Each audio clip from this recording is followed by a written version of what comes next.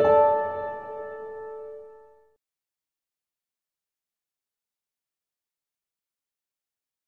everyone, welcome to today's book launch. Thank you so much for joining us. I'm so happy that we are here to launch Celia A Sorhaindo's debut collection, Radical Normalisation. Thank you for joining us. My name's Jasmine, I'm from Carcanet Press. I'm just going to run over some housekeeping briefly before I hand over, so that you know what's going on tonight. Or today, wherever you may be. It's exciting that we have a bit more of a global audience today. We'll be together for about an hour. I can see some of you have found the chat box. Please do find the chat. Let us know where you're watching from. We definitely want to hear about that this evening. Let us know what you think of the reading. Just please get involved in the conversation there. Please do, when you're using the chat, click on the button that says everyone, just so that we can all see each other's messages. It has a default setting, which is unhelpful. So please select everyone on the chat and do get involved in the conversation. So tonight, Celia is going to read for us, and while she's reading, I'm going to have the text up on screen as a visual guide for you. Again, you're in control of your own screen, so have a bit of a play around with it. If you need her face to be bigger and the text to be smaller, just try to figure it out. But if you have any problems, you can drop that in the chat as well, and I'll do my best to help you as we go through the event tonight. Now, there will be time towards the end of the event for some audience questions. So as well as finding the chat box, please find another button which says Q&A on it. If you've got any questions for Celia, please pop them in the chat and she'll be able to answer them later on in the event. I'm very pleased that we're also joined by John Robert Lee, who Celia is going to be talking with after her reading, and who'll be putting your questions to Celia later on. So without further ado, I will introduce John. John Robert Lee is a St. Lucian poet, editor, literary journalist, professional librarian and teacher. His poetry is published by P. Paltry Press. Most recently in 2020, the new collection Piero came out. And next year in 2023, they're also going to publish Belmont Portfolio Poems. And if you don't know John's work, which you should, you can also read him in our own magazine, Pen Review. So check that out on the website. Read some of that in Pen Review. And I'm very happy to just invite him on screen to join me now so that we can get going. Thanks, John. Hello, everybody. Hi, Jasmine. Thanks for the introduction. I'm talking to you from St. Lucia here in the Caribbean. So good morning, good evening, good night, wherever you might be in the world. It's a pleasure to join with Carcanet Press in launching Celia Sorhaindo's brand new book, Radical Normalisation. A little word about Celia before she reads for us. Celia Sorhaindo was born in the Commonwealth of Dominica in the Caribbean, and Dominica is famous for Jean Rhys and Phyllis Allfrey. Celia migrated with her family to England in 1976 when she was 8 years old, returning home in 2005. Her poems have been published in several international journals, including Rattle Magazine, Wasafiri, Lolway and Magma Poetry, and Caribbean journals Pre, The Caribbean Writer, BIM, acalabash.com and Moco Magazine. Celia is co-compiler of Home Again, Stories of Migration and Return, published by Papillot Press. And her first poetry chapbook, Guabansex, was also published by Papillot Press and was longlisted for the 2021 OCM Bocas Prize for Caribbean Literature, the foremost literary prize here in the Caribbean. It was published in 2020. Now, Radical Normalisation is her first full-length poetry collection, and with Carcanet Press. Welcome, Celia. Congratulations. Come share some of your poems with us at this time, and we will chat about the book and the poems afterwards. Hi everyone. Thank you so much. Big shout out to my Dominican posse, if you're out there, and also my extended Caribbean family. Thank you. And everybody who's joining us today, thank you so much to celebrate the launch of Radical Normalisation. I'm truly grateful. Robert, huge love and gratitude to you for agreeing to host this event, and just for all your support, your generosity, your encouragement, your grounding, you know, truly grateful to you for all that you do. And thank you, Jazz, just always tirelessly working behind the scenes, trying to help Radical Normalisation make her way out into the world. thank you for hosting this and for all that you do. And to the rest of the Car Connect team, I kind of think that every member of the team has put some bit of their vibrational energy into radical normalization. So super thanks to Becky, who I think has left now, but to Alan, Andrew, I love the front cover. I really adore the front cover. And Michael and John, just thank you for accepting my submission. And John, I so enjoyed our conversations at the beginning, helping me kind of really firm up the manuscript. So I actually really missed that. So thank you very much. And just thanks to everyone. So before I start, I just want to just really give gratitude to everyone who has contributed to me sitting here right now. And there's just such a long list of people, but not just my ancestors, but also my literary ancestors whose work I build on from. And also that revolutionary lineage, all those people who fought against bondage and fought against silencing in whatever form. So I hope you can just indulge me for 1 minute, because instead of starting with one of my poems, I want to start with a poem called Our Story by British poet Carol Satyamurthy, who died in 2019. I came across this poem on the Poetry Archive site, which is just an amazing resource that I highly recommend. So just bear with me, I'd really like to read this poem first. And feel free, you can mute my mic, because I know sometimes some people prefer to commune with just the words, so I won't be offended at all, so feel free. So this poem is called Our Story. Let us now praise women with feet glass slippers wouldn't fit. Not the patient, nor even the embittered ones who kept their place, but awkward women, tenacious with truth, whose elbows disposed of the impossible, who split seams, who wouldn't wait, take sedatives, who sang their own numbers, went uninsured, knew best what they were missing. Our misfit foremothers are joining forces underground, their dusts mingling breastbone with scapula, forehead with forehead. Their steady mass burst locks, lends a springing foot to our vaulting into enormous rooms. So thank you. So I really just wanted to, to recognize all those who have come before. So the rest of the poems I'm going to read are from Radical Normalization, and I'd really like to start with two from which were first published in Guavanse. So thanks, shout out to Polly from Papillot Press, if she's there. This September will mark 5 years since Hurricane Maria devastated Dominica in 2017. And right now, just the weather just seems so chaotic and unpredictable. We're going through the hurricane season at the moment. We just had Hurricane Fiona that affected some of our neighbors.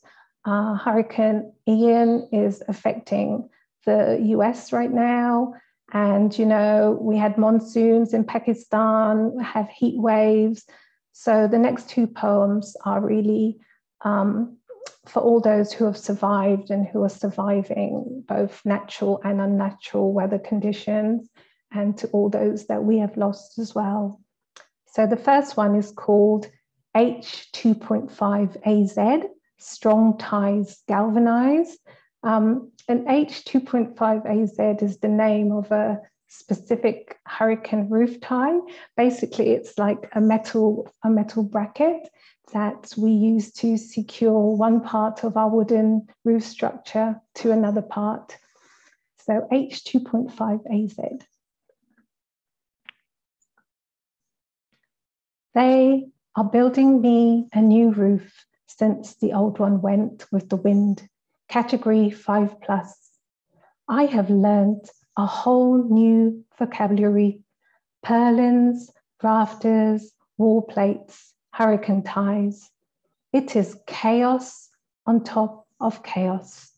The necessary brutal breaking down to build back better, stronger, mitigate against future blows they say will come more frequently, ferociously unpredictable. I look up, sturdy, wet, new treated pine above my head, see the thicker rafters, bird-beaked, sitting tied down on edge of anchored plate. They say you must have such cuts and ties to firmly lodge onto ledges, the price to be secure, to be more permanent, more knowledgeable.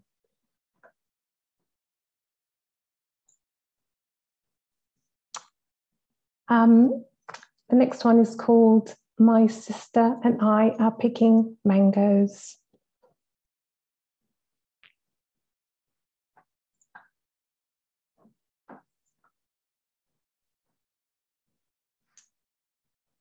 My sister and I are picking mangoes again in Mum's debris garden. Our tropical life has been entropically recolored since the hurricane passed. She came to help us, and the hourglass days turning over and over are often sublimely beautiful and surreal. Brown pleasuring to green, yellow, red, starred silver indigo far too visible. This beloved mango tree is recovery. She has us in awe with her constant, almost embarrassing, fruitful giving. I hold my husband's green fishing net. I know what it's like to fall, bruise, split skin, and expose flesh all the way down to bone white seed. So I pull down and catch, saves the mangoes from this fate. I imagine, though, the fruit innately scents my nonsense, knowing there is no sin in falling. Grow, fall, feed ground, gut, grow again, repeat infinitely. Brown hands pick up any spoiled, grounded fruit, throw them in the grown green gutter. Our aim? Deter flies hovering around, seeding worms unseen into ripening fruit. So thank you for those two. Kamal Brathwaite, the Barbadian writer, has been quoted as saying art must come out of catastrophe. And that is something that certainly rings true for me. And I was recently part of an amazing project called Surviving Storms, Creative Repair, which looked at how art can be, used for personal and collective healing. So 6 films were created by Michael Lees from Dominica. So if you get a chance on YouTube, and this poem, My Sister and I Are Picking Mangoes, was actually, there's the dance interpretation of this poem. So do check it out if you can. It's called Surviving Storms, Creative Repair. Poetic turn of events.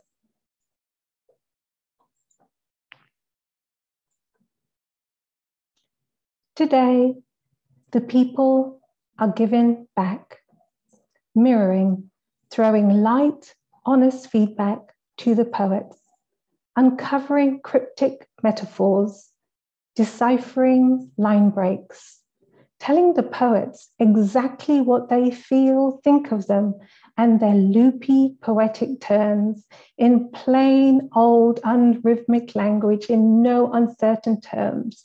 It is quite a revolutionary sight to behold, and the poets do not know what to make of it at all, at all, at all. The people are asking the poets to listen, hear, and read them for a change. I know, crazy, right? What point is the world turning to?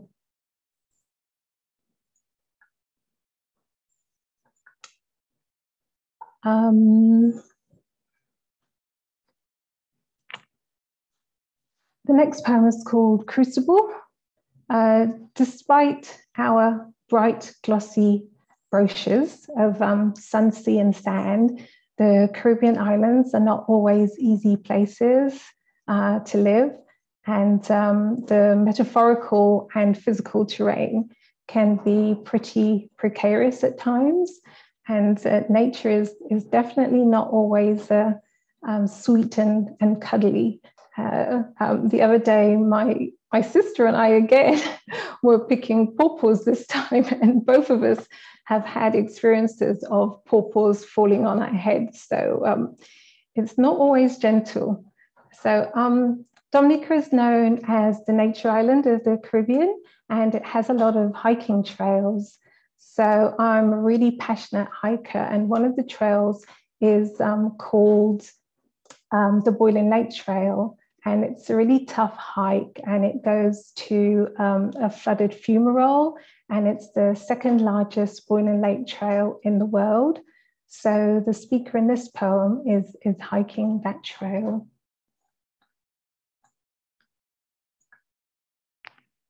Crucible.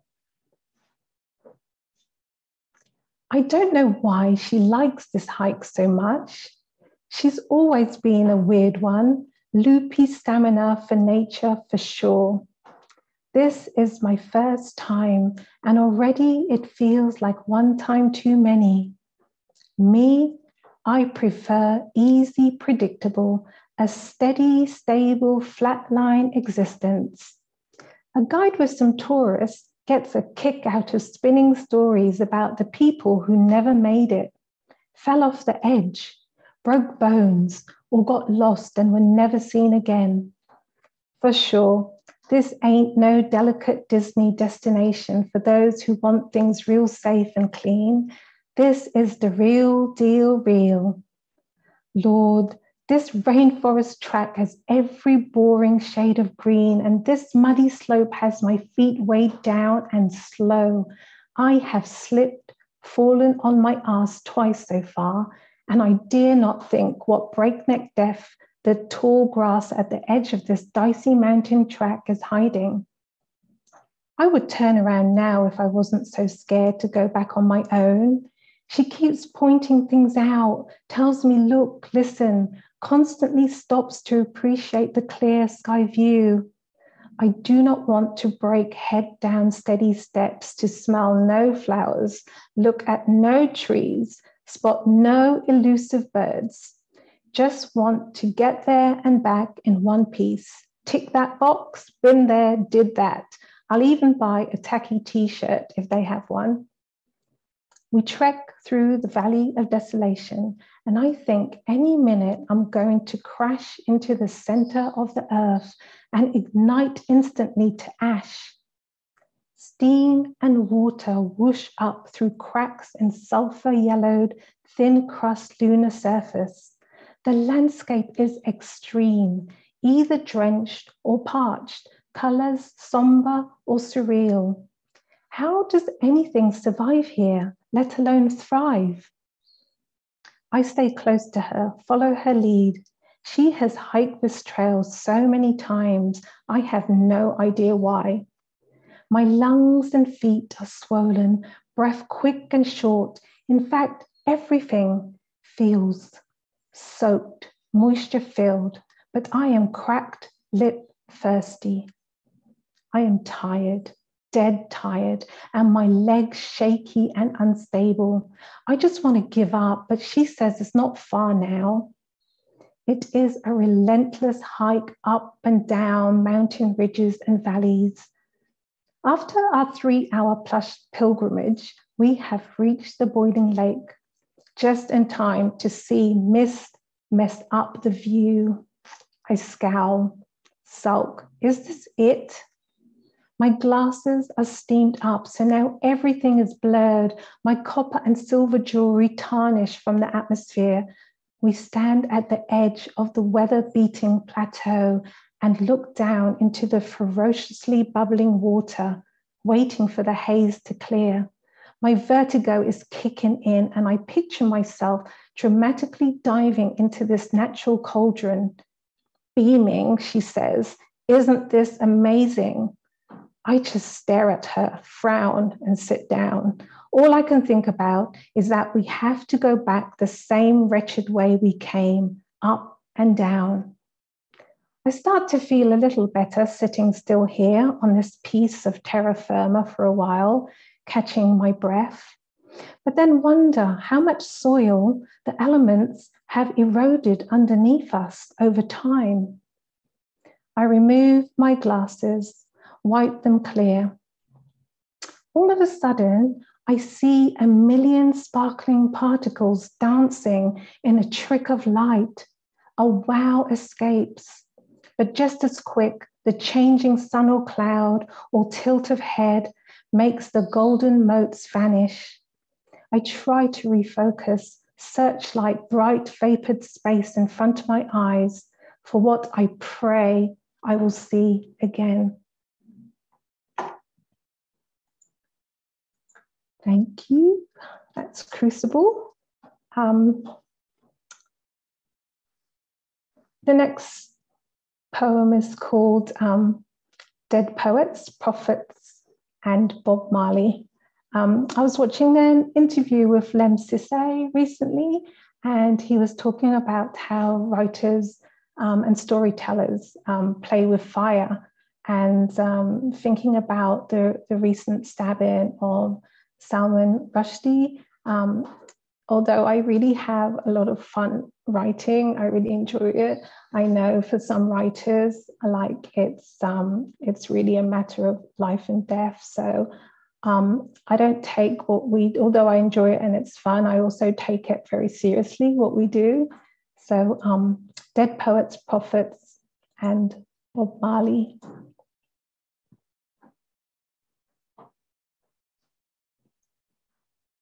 What if we dare to be seen, pushed silently, screaming, writing or singing, torched under magnifying glass in sun?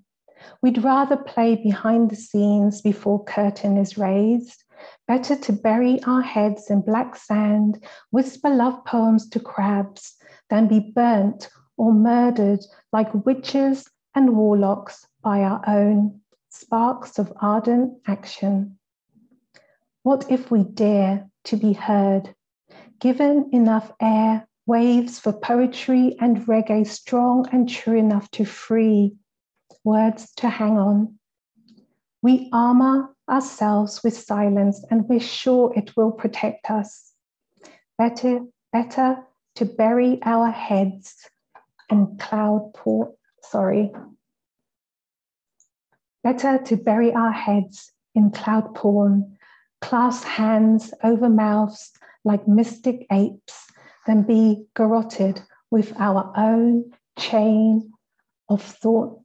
Sorry, I'm going to have to, the chat, let me see if I can just disable that. Sorry about that. I'll just start the last stanza again. Better to bury our heads in cloud porn, clasp hands over mouths like mystic apes, than be garroted with our own chain of thought, crowned with lyrical thorns. Sorry about that. I'm really excited to see all the chat comments, but they were just, I forgot to turn my view off, so they were just appearing in front of the text. So the next poem is called Deep Mind.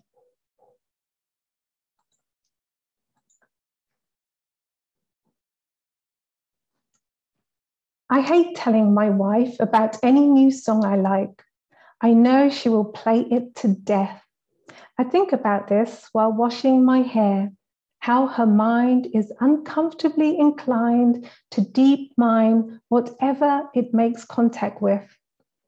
I don't know why this trait, threading throughout our years, annoys me so much.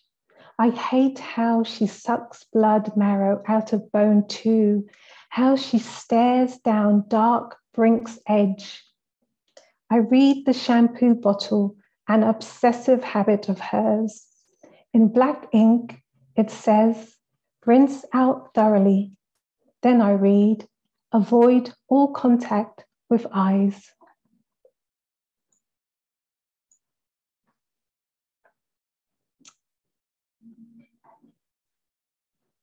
The next poem is called Cento. It's a cento poem comprised of lines with some small changes from Gregory Pardlow's 2015 Pulitzer Prize winning poetry collection called Digest. Basically, a cento is a collage poem, and I definitely plan to write one from all the book titles on my shelf one day. And I really like this form of poetry. I think if I could, I would probably cento everything. So this one is called Cento, Digesting Knowledge. And it's for and after Gregory Pardlow. Lonely hero, zero, conceived by shafts of heat lightning, secrets in blood's chemical record, forever heart-starved hollow, holds the blues current like electricity and does not know what is inside that can't be contained. Fire shut up in bones. She could only begin to imagine tracing a path back to a quiet home. Look, how little you give of yourself, how little of yourself has been given. Blessed now and breaking, wisdom bends light into the eye like the sun's warmth on the back. Sound it out, silent mouth. Yes, I am hurt. Give words the bodies you consume. Any book will do. Summon heavens for guidance in deciphering celestial script. Starless night, salt on the breeze. Discordant emotions towards the mute. Sound it out, finding power where power isn't given. Jumping often refers to something you'd rather not get involved in, but can tune form to the emanations of this vibrant life, the mosquito tones. There is but one mask that can still be reached by tender thought, heated air inside chest, a call coming from inside the house, a mirror in the eye. Here stones sing, chariots come to carry us home, the world of words beyond the curtain of language. Zero, hero, born a cipher, a whole ledger. A single word from you might bring the fun house down.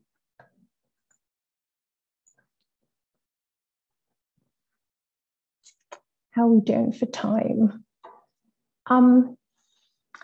Jazz, I think I'll just go on to the last poem, if that's okay. So I'll skip the paper cuts poem.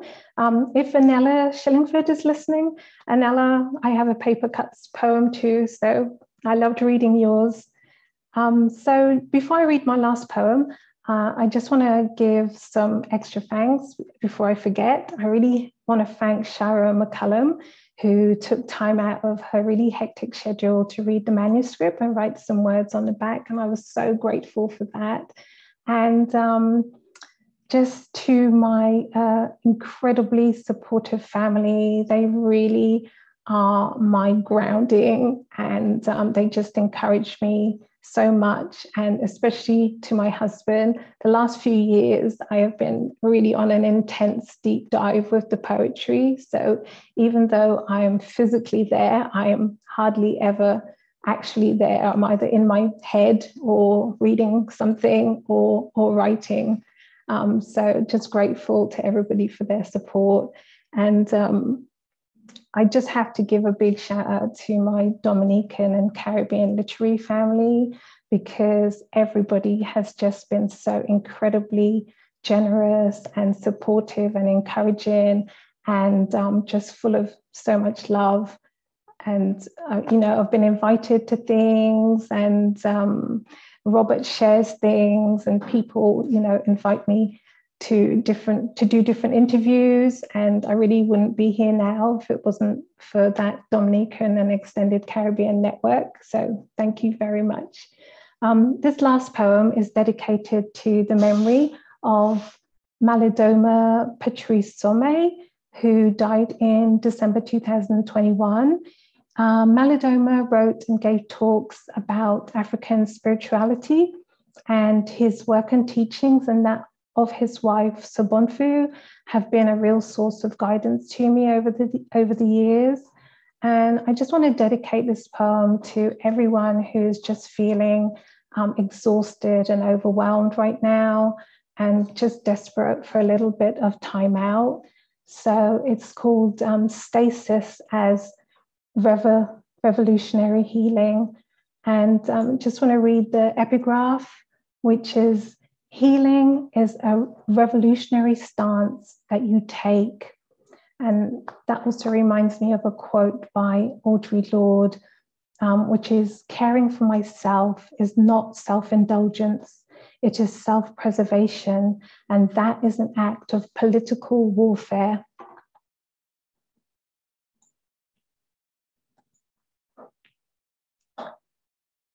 So for Malidoma Patrice Somé: staying in bed a few extra hours isn't exactly revolutionary, I understand. Won't burn the whole place down, set off the necessary reset. But it's what I want to do against whispers outside and inside my head. My husband's phone is ringing somewhere inside the house. Wake up, there are things you need to do right now. I hear loud crackles and pops outside from the farmer's field behind. She is preparing the land for planting, clearing with a fire I hope is under her control. Some smoke wisps into the bedroom, air carrying the burning. I turn over into a death pose, pull covers over heart, over my mouth, nose, ears, over my eyes, over my head. Hands rest crossed over chest, still, unmoving. Mind is unwinding, stilling, a light, deep breathing. So thank you so much to everybody for listening. I'm just going to have to take a drink, and looking forward to Robert's questions. Thank you very much, Celia. Indeed, thank you very much. You know, as you're reading, I was thinking, poetry is like drama. You have a play written, but unless it's performed, it is not completed. And poetry, unless it is presented, it is read aloud, it's not completed. So having read your book, and I know your poetry, it's the first time I'm hearing you read. And so it's a pleasure, and it's a secondary, another level of reception of your work. But let's, for a few minutes, Celia, look at Radical Normalization, the book itself. And you know, we've been through a pandemic and various other things, and people are talking about a return to normalcy. But as I read Radical Normalization, you seem to suggest in this collection that after major hurricane disasters, Maria, which you wrote about in Guava and Sex, after major hurricane disasters, a disastrous pandemic, and may I add, various other autocratic movements in our world, we have arrived at a radical normalization of domesticities. That's what struck me, and daily life. Not a return to normalcy, but in a sense, an arrival at a radical normalization of, struck me again, domesticity is ordinary life, as many of the poems you read today demonstrated. How is this for you, Celia? Not just a return to normalcy, but we must come to a point of a radical normalization of our lives, as it were. Yeah, I think that's right. But I wouldn't say we've arrived anywhere as such, Robert, to be honest. And I don't think we ever will, you know, normal or not. But I definitely think that radical normalization is really a container for lots of different things. And I think fundamentally what I'm doing is questioning the word normal or the term normal. I think after Maria and also after the pandemic, everybody was really keen to get back to normal. Everyone was saying get back to normal. But I'm also questioning it.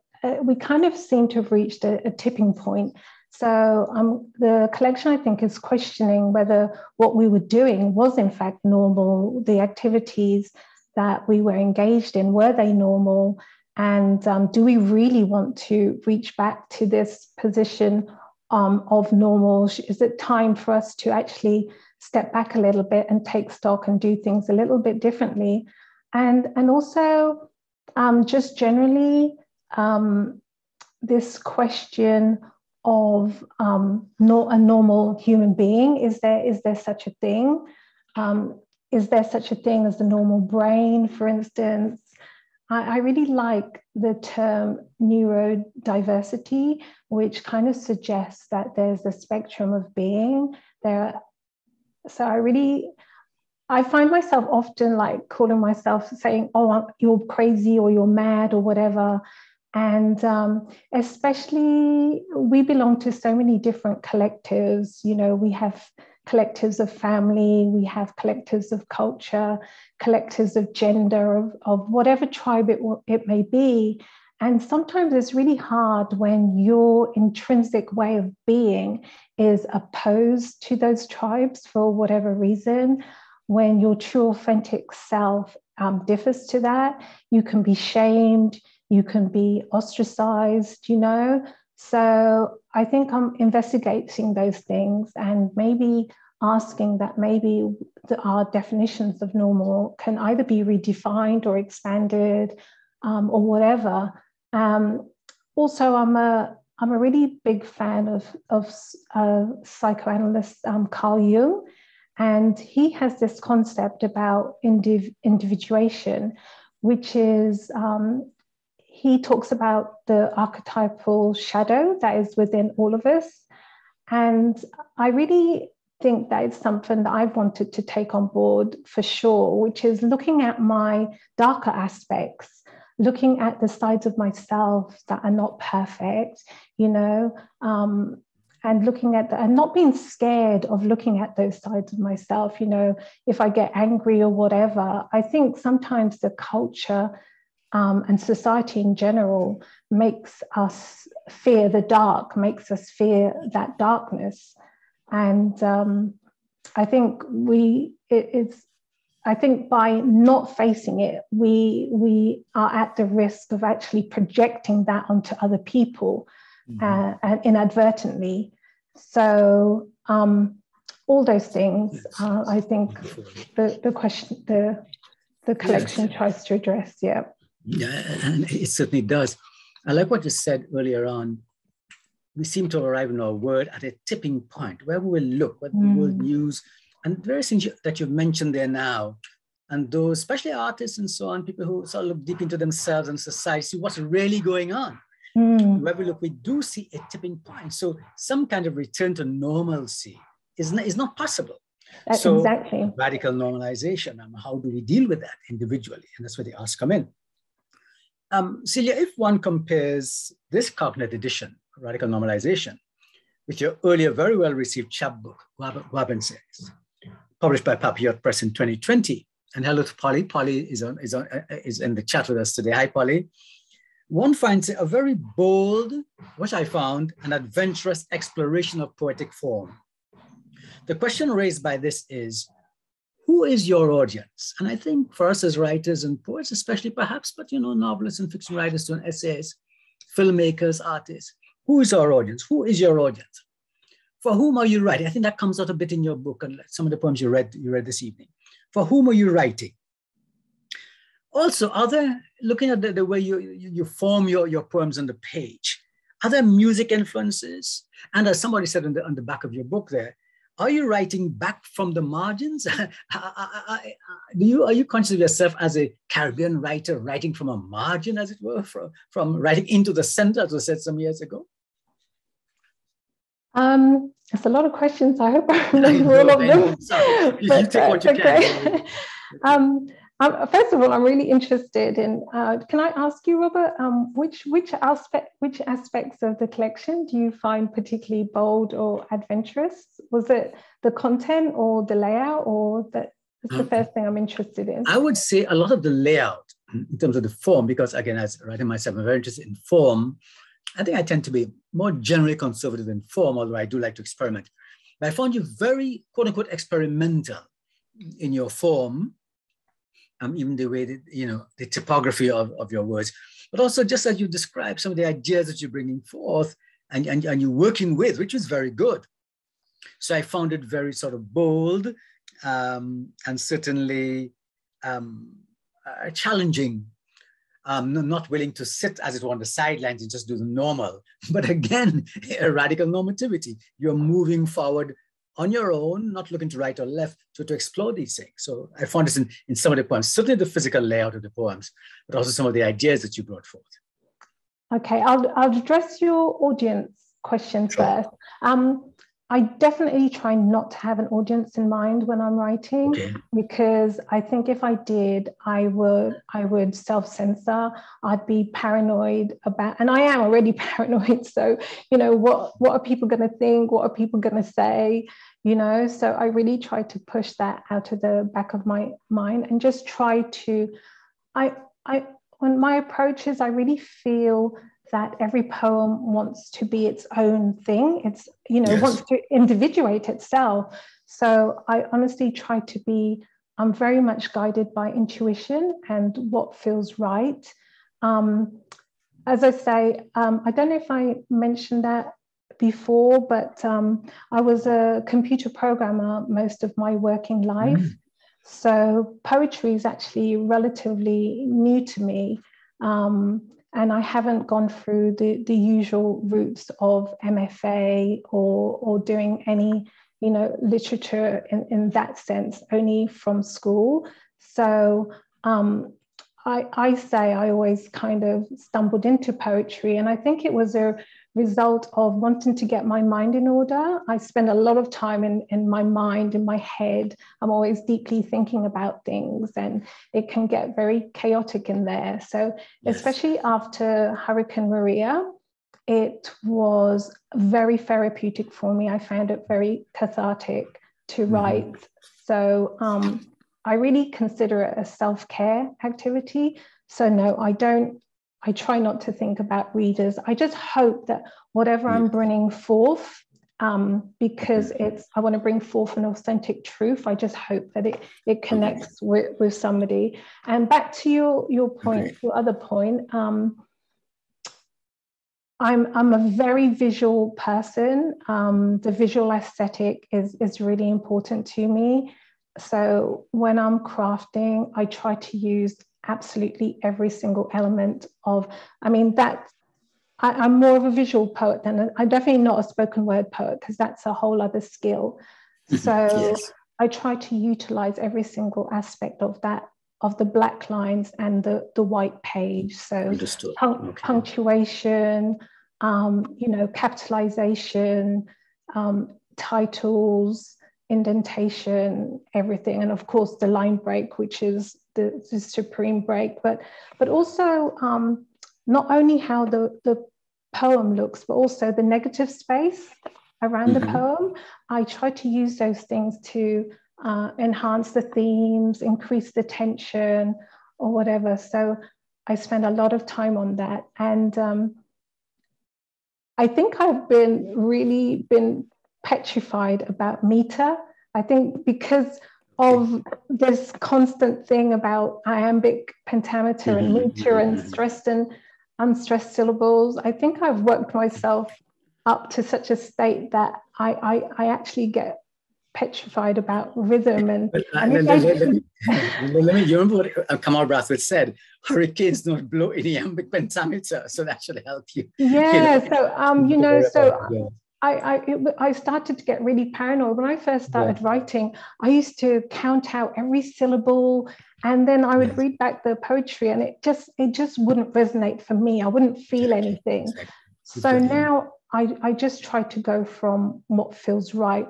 But talking about melody, there's one particular poem which I dedicated to Damian Marley. And in that poem, I specifically wanted to try and write the poem in the rhythm of the song I was hearing in my head, because again, it was a song that deeply resonated with me. So I hope that answers your questions. I hope I covered it does, yes. You've given us a lot to think about. But let's and because of time, in one poem, you describe yourself as just another straightforward poet. That statement, light of all you've just said there, will give us cause to think. But Bocas Lit Fest, interestingly enough, have just announced a UK tour, including you and a number of other Caribbean women writers, Kanita Lubran from St. Lucia, Barbara Jenkins from Trinidad, Celeste Mohammed from Trinidad. And Bocas Lit Fest are taking you all to England, to a number of places. I'm not sure if Manchester is involved, where you get to see Michael Schmidt and Coconut Crew. All Bocas winners. So here's a related question for you. And you've, in a sense, touched on it, almost talking about Marley too. Who are the poets, past and present, that have been foundational guides for you? Because we all have our guides as poets who influence us, whether subconsciously or consciously. In particular, how does Caribbean poetry, because you are based in the Caribbean, you're a Caribbean person, although you've lived in London, you know the international scene. How does Caribbean poetry inspire and influence you as you make your way through the varied international community? And this book with Coconut puts you even more into the international literary community who are going to pay attention to what you're doing.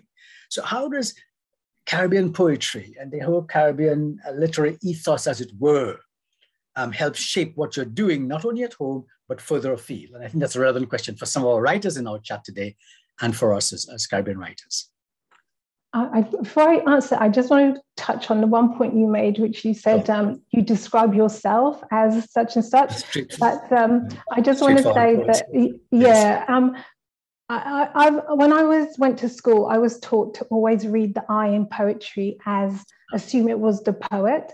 And since going to workshops, etc., and reading reviews and critiques and stuff, I think now that people really advise that we don't make that assumption, and I try not to make that assumption, that when the I in my poem is, you really shouldn't see it as me, it's a speaker. And so I just wanted to bring that up. Fair enough. Okay. I always like to say what I try to do when I use the I is use my eyes, EYES, to get behind another I, capital I. Understood. So back to your point about understood. Good. About other Caribbean poets who influence you, perhaps how you see yourself as a Caribbean poet, but on the international stage as well. I mean, your Coconut book puts you in the international literary community who are going to be reading your work, people all over the world. That question always scares without me politicizing it, you know. But also because I don't like to start calling names or anything like that. And listen, but basically what I would say is, as I was explaining, I was a computer programmer. So on moving back to Dominica in 2005, soon after that was 2008 was the first Nature Island Literary Festival. And I think that's where I first met you, Robert. Yes. And honestly, before that, I knew nothing about Caribbean literature. I did not know any of the guests who came before that point. I'd never read Caribbean literature.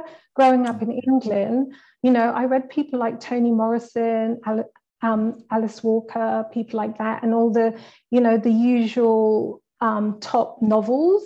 But I wasn't really reading poetry as such. Just thinking back, probably my first influence was my sister, because she, way back in the 80s, she actually self-published 2 poetry collections, and she was also a spoken word poet. So she really was my first introduction to the power of actually speaking truth in poetry. And then fast forward to the literary festival, the Nature Island Literary Festival, hearing all the people who came. And more importantly, it was not just hearing them, it was seeing them. It was a really intimate literary festival because our population is not very big. Yes.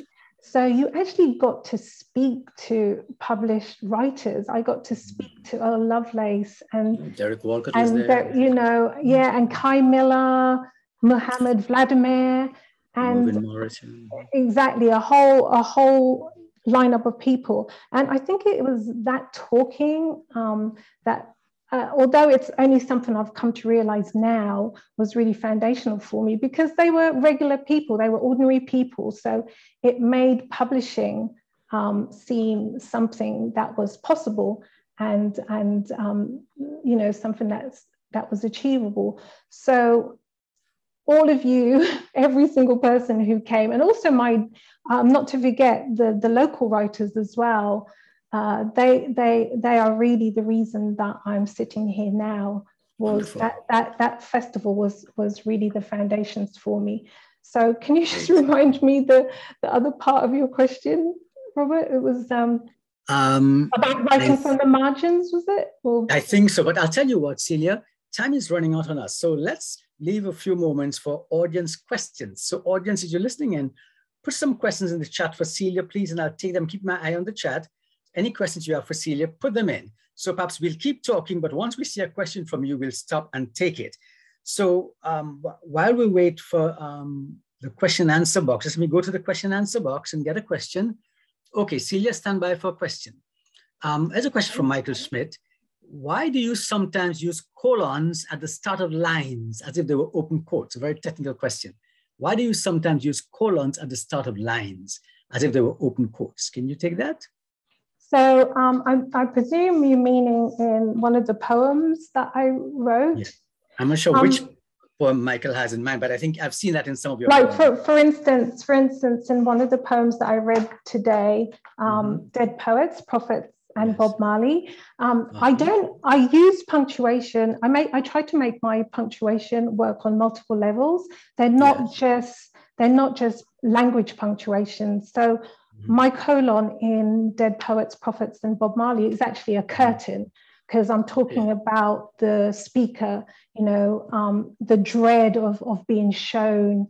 And so in that instance, the colon is a marker, dividing line between being seen and unseen as a poet. And just generally, like, my M dashes could be voodoo pins or hurricane ties, or, you know, so I don't just use them as the usual language markers. Fair enough. There's a definite reason for doing them. Okay. Yes, absolutely. Let's take a question from Nancy Miller. Nancy Miller is a Bermudian poet, who some of us know. And she says to you, Celia, I'm a Bermudian poet living in New England. As Hurricane Fiona approached Bermuda, I found I wanted to be there. I actually missed being in the anticipation and throes of a hurricane. But she asks you now, Celia, from Nancy, could you talk about how hurricanes give us, through their repeated occurrences in our life, an identity with a place and a shared sense of belonging to an island by our enduring them? That's a deep question. I'll repeat it for you. How do hurricanes give us, through their repeated occurrences, that's what's happening right now, Ian and Fiona as we talk, in our life, an identity with a place? How does Maria help you identify with Dominica, perhaps? And a shared sense of belonging to an island by our enduring them. Would you answer that? Just to say, Nancy, thank you so much for that question, because I'm glad you raised it, because sometimes from the outside looking in, you can, and especially how the media portrays hurricanes, you always just get a one-sided view of it as just being a tragedy. And one of the things I wanted to explore in Guabanse was that there was a whole range of emotions. There was immense love, there was immense community, there was immense solidarity. And that's some of the things that the hurricane brought. So I totally understand when you said you wanted to be there, because it's the same, you know, you want to be part of that. You want to be part of that rebuilding. You want to be part of that helping. So yeah, for me, those things, what it's also taught me as well is that there are no safety nets. And although now we're talking about build back better, build back stronger, there's a part of me that also realizes that what true resiliency means is that you recover from whatever. You have basic tools that mean that you can't always mitigate against disaster, but what you can do through your attitude, you know, and your different practices like poetry, like faith, like meditation, whatever it is, through those things. And most importantly, with time, you know, giving yourself time to heal. That's also what resiliency could be. Yeah. Wonderful. Okay. We have time, I think, for one more question, Celia, from John McAuliffe, who says, could you, this technical question, a editor there on you, could you say something about the puns to which your poems are often drawn? Could you say something about the puns to which your poems are often drawn? This is probably our last question, and we'll have to wrap up in a minute. Okay.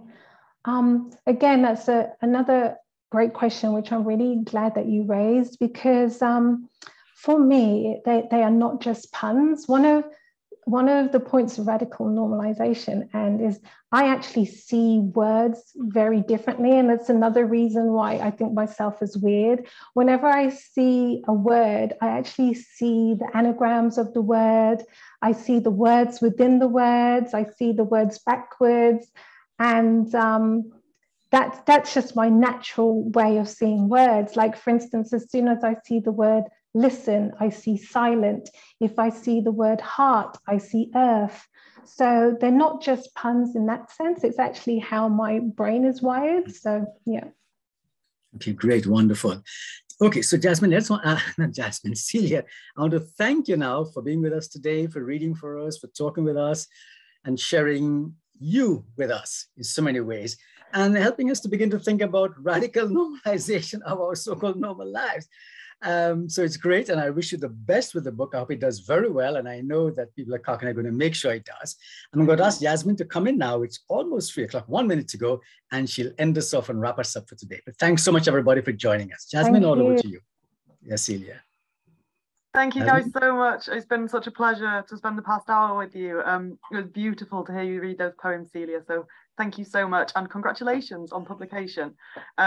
Thank you, John, for hosting, and thank you guys for being here. It's been an absolute pleasure. I have, as you can see, put the link in the chat for you. If you paid the £2, then you'll get £2 off your copy of the book. Please do go and buy one. Make sure that you read it. Make sure that you tell everyone about it. And the final thing for me to say to you is please join us again next time on Wednesday, the 5th of October. We're launching the second collection by John Clegg, and that's in the chat for you as well. So that's everything. Thank you, and congratulations again, Celia. Thank you. Thanks very much. Thanks, Celia, once again. Thanks, everybody. Thanks to Michael and John in the background, and to Jasmine for you, and thanks to Coconut Press for all the great work you're doing. As a Caribbean writer, it's wonderful to know you have a nice Caribbean list growing. Celia, Merwin Morris, Lorna Goodison, Olive Senior. So they're very nice. And now Celia A Sorhaindo from Dominica, the land of Jean Rees. Exactly. Thanks, everybody. He's not wrong. Check out the Caribbean list. Visit our website. That's right. Wonderful. Thanks a lot, everybody. I'm going to leave the chat open for you guys, so you can leave your last minute messages in there. But yes. I mean, it's everything from us. So thank you guys, and goodbye. Wonderful, wonderful. Thanks a lot, Jazz. Bye, everybody.